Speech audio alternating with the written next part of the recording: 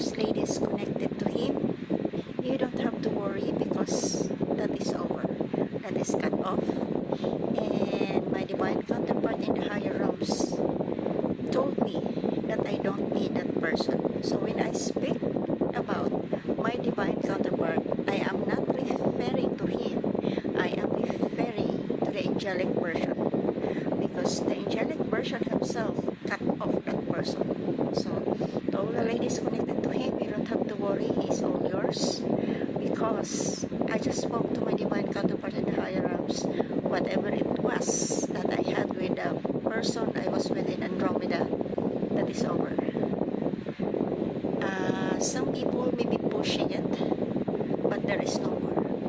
Like I said, unless my divine name will change it, what I said previous weeks, it is still the same. I don't change that. So far, I know that there is no more of that.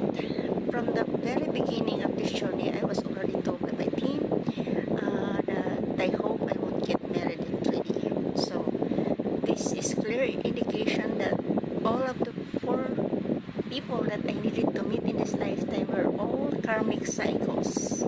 So all my karmic cycles are done, and all those guys belongs to you. It doesn't belong to me.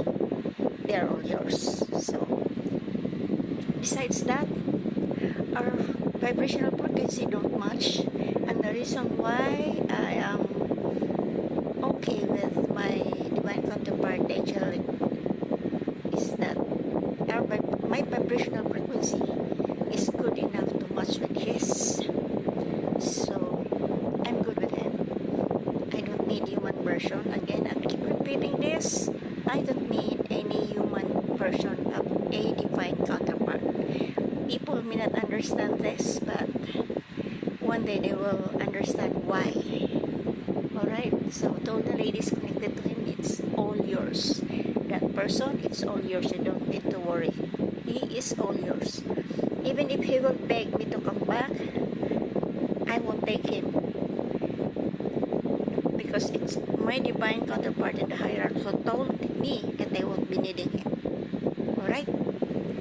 So, relax. He's all yours.